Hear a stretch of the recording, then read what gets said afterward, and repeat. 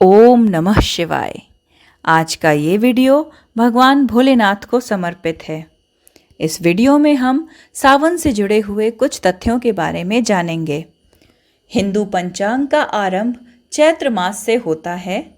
चैत्र मास से 5वां माह श्रवण मास है।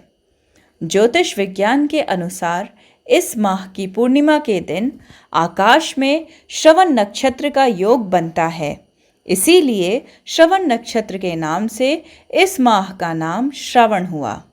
इस माह से चतुर्मास की शुरुआत होती है। यह माह चतुर्मास के 4 महीनों में बहुत शुभ माना जाता है। चतुर्मास धार्मिक दृष्टि से भी बहुत महत्व रखता है।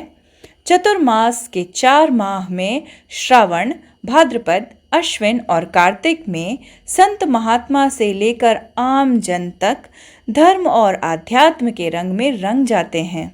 इस दौरान हिंदू धर्म के अनेक उत्सव, पर्व और त्योहार मनाए जाते हैं। इनकी शुरुआत श्रवण मास से ही हो जाती है। धार्मिक मान्यता अनुसार सावन मास में ही समुद्र मंथन हुआ था, जिससे निकले हलाहल विष को भगवान शिव ने ग्रहण किया, जिस कारण उन्हें नीलकंठ का नाम मिला और इस प्रकार उन्होंने सृष्टि को इस विष से बचाया। इसके बाद सभी देवताओं ने उन पर जल डाला था। इसी कारण शिव अभिषेक में जल का विशेष स्थान होता है।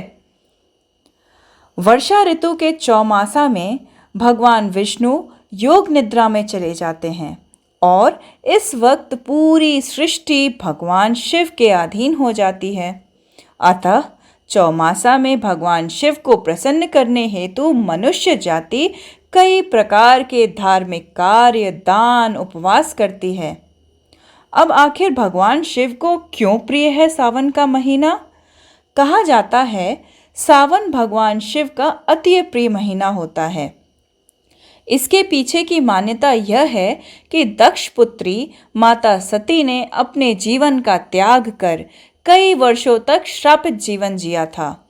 उसके बाद उन्होंने हिमालय राज के घर पार्वती के रूप में जन्म लिया। पार्वती ने भगवान शिव को पति रूप में पाने के लिए पूरे सावन में कठोर तप किया, जिससे प्रसन्न होकर भगवान शिव ने उनकी मनोकामना पूरी की। अपनी भार्या से पुनः मिलाप के कारण भगवान शिव को श्रावण का ये महीना अत्यंत प्रिय है। यही कारण है कि इस महीने कुंवारी कन्या अच्छे वर के लिए शिव जी से प्रार्थना करती हैं। मान्यता है कि सावन के महीने में भगवान शिव ने धरती पर आकर अपने ससुराल में विचरण किया था, जहां अभिषेक कर उनका स्वागत किया गया था। इसीलिए इस माह में अभिषेक का महत्व बताया गया है। इस माह के कुछ पवित्र दिन, वैसे तो सभी दिन पवित्र होते हैं, लेकिन सोमवार, गणेश चतुर्थी, मंगला गौरी व्रत, मौना पंचमी, श्रावण माह का पहला शनिवार, कामिका एकादशी, कल्कि अवतार शुक्ल, ऋषि पंचमी, हिंडोला व्रत, हरियाली अमावस्या, विनायक चतुर्थी, नाग पंचमी, पुत्रदा एकादशी, त्रयोदशी, वरलक्ष्मी व्रत, गोवत्स और बहुला व्रत, पिथोरी, पोला, नाराली पूर्णिमा, श्रावणी पूर्णिमा, पवित्र रोपण, शिव चतुर्दशी और रक्षाबंधन विशेष महत्व रखते हैं। समुद्र मंथन के बाद जो विष निकला उसे भगवान शंकर ने कंठ में समाहित कर सृष्टि की रक्षा की, लेकिन विषपान से महादेव का कंठ नीलवर्ण हो गया। इसी से उनका नाम नीलकंठ महादेव पड़ा। विष के प्रभाव को कम करने के लिए सभी देवताओं ने उन्हें जल अर्पित किया। इसलिए शिवलिंग पर जल चढ़ाने का खास महत्व है। हमेशा जब भी शिवलिंग पर जल चढ़ाएं तो कुछ बातें विशेष रूप से ध्यान रखें। कभी भी पूर्व दिशा की ओर मुंह करके जल ना चढ़ाएं। पूर्व दिशा को भगवान शिव का मुख्य प्रवेश द्वार माना जाता है और इस दिशा की ओर मुंह करने से शिव के द्वार में अवरोध होता है और वो रुष्ट हो जाते हैं। हमेशा उत्तर दिशा की ओर मुंह करके जल चढ़ाएं, क्योंकि उत्तर दिशा को शिव जी का बायां अंग माना जाता है, जो माता पार्वती को समर्पित है। इस दिशा की ओर मुँह करके जल अर्पित करने से भगवान शिव और माता पार्वती दोनों की कृपा दृष्टि आपको प्राप्त होगी। अब आइए जानते हैं कि शिवलिंग पर हम किस पात्र से जल अर्पित कर सकते हैं। जल चढ़ाने के लिए सबसे अच्छे पात्र तांबे, चांदी और कांसे के माने जाते हैं। भूल कर भी स्टील के पात्र से शिवलिंग पर जल नहीं चढ़ाना चाहिए, इससे शिवजी रुष्ट हो जाते हैं। जल अर्पण के लिए सर्वोत्तम पात्र तांबे के होते हैं, इसीलिए इसी पात्र से जल चढ़ाना उत्तम माना जाता है। लेकिन भूल कर भी तांबे के पात्र से शिवजी को दूध ना चढ़ाएं, क्योंकि तांबे में दूध विष के समान बन जाता है। बैठकर चढ़ाएं जल। हमेशा शिवलिंग पर जल अर्पित करते समय ध्यान रखें कि बैठकर ही जल अर्पित करें। यहाँ तक कि रुद्राभिषेक करते समय भी खड़े नहीं होना चाहिए। पुराणों के अनुसार खड़े होकर शिवलिंग पर जल चढ़ाने से यह शिवजी को समर्पित नहीं होता है और इसका पुण्य भी प्राप्त नहीं होता है। जल के साथ कुछ और ना मिलाएं। शिवलिंग पर जल चढ़ाते हुए जल के पात्र में कोई अन्य सामग्री ना मिलाएं। कोई भी सामग्री जैसे पुष्प, अक्षत या रोली जल में मिलाने से उसकी पवित्रता खत्म हो जाती है। इसीलिए भगवान शिव की कृपा दृष्टि पाने के लिए हमेशा जल को अकेले ही चढ़ाना चाहिए। सावन मास में शरीर पर तेल मालिश करना भी पूरी तरह वर्जित बताया जाता है। साथ ही संभव हो सके तो दाढ़ी व बाल ना कटवाएं। साथ ही ध्यान रखें कि भगवान शिव को ना तो हल्दी से अभिषेक करें और ना ही तुलसी अर्पित करें। ऐसा करने से अशुभ फल की प्राप्ति होती है। सावन मास में प्याज व लहसुन जैसे तामसिक भोजन ना करें और मांस व शराब का सेवन भी ना करें। ऐसा करने से भगवान शिव नाराज होते हैं। साथ ही इस माह में दोपहर के समय सोना और कांसे के बर्तन में भोजन करना शास्त्रों में वर्जित बताया गया है।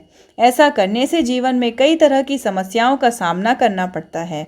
भगवान शिव की पूजा करते समय हमेशा उनका ध्यान करें और मन ही मन ओम नमः शिवाय का जाप करते रहें। ऐसा करने से भगवान शिव अति प्रसन्न होते हैं। अब चलिए हम बात करते हैं सावन की शिवरात्रि की। एक वर्ष में कुल 12 शिवरात्रियां पड़ती हैं, जिनमें से एक सावन महीने में आने वाली शिवरात्रि होती है, जिसे हम सावन की शिवरात्रि के नाम से जानते हैं। सावन की शिवरात्रि सावन महीने की कृष्ण पक्ष की चतुर्दशी तिथि को पड़ती है। हिंदुओं के लिए इस दिन का बड़ा ही महत्व होता है, क्योंकि मान्यता है कि इस दिन व्रत और पूजा पाठ भगवान शिव और माता पार्वती दोनों के लिए किया जाता है। इस दिन भगवान शिव के मंदिरों में हजारों की संख्या में श्रद्धालुओं की भीड़ लगती है। वर्ष की 2 शिवरात्रियां सबसे महत्वपूर्ण मानी जाती हैं, जिसमें पहली फागुन महीने की महाशिवरात्रि और सावन की शिवरात्रि होती हैं, जिनकी हिंदू धर्म में बहुत अधिक मान्यता है। कांवड़ यात्री भी मुख्य रूप से सावन की शिवरात्रि के दिन ही भगवान शिव के मंदिर में जलाभिषेक करते हैं। अब अगर बात हो रही है जलाभिषेक की, तो जल से रुद्राभिषेक करने पर वृष्टि होती है। कुश जल से अभिषेक करने पर रोग व दुख से छुटकारा मिलता है। दही से अभिषेक करने पर पशु, भवन तथा वाहन की प्राप्ति होती है। गन्ने के रस से अभिषेक करने पर लक्ष्मी की प्राप्ति होती है। मधुयुक्त जल से अभिषेक करने पर धन वृद्धि होती है। तीर्थ जल से अभिषेक करने पर मोक्ष की प्राप्ति होती है। इत्र मिले जल से अभिषेक करने से रोग नष्ट होते हैं। दूध से अभिषेक करने से पुत्र की प्राप्ति होती है। गंगा जल से अभिषेक करने से ज्वर ठीक हो जाता है। दूध शर्करा मिश्रित जल से अभिषेक करने से सद्बुद्धि प्राप्त होती है। घी से अभिषेक करने से वंश विस्तार होता है। सरसों के तेल से अभिषेक करने से रोग तथा शत्रुओं का नाश होता है।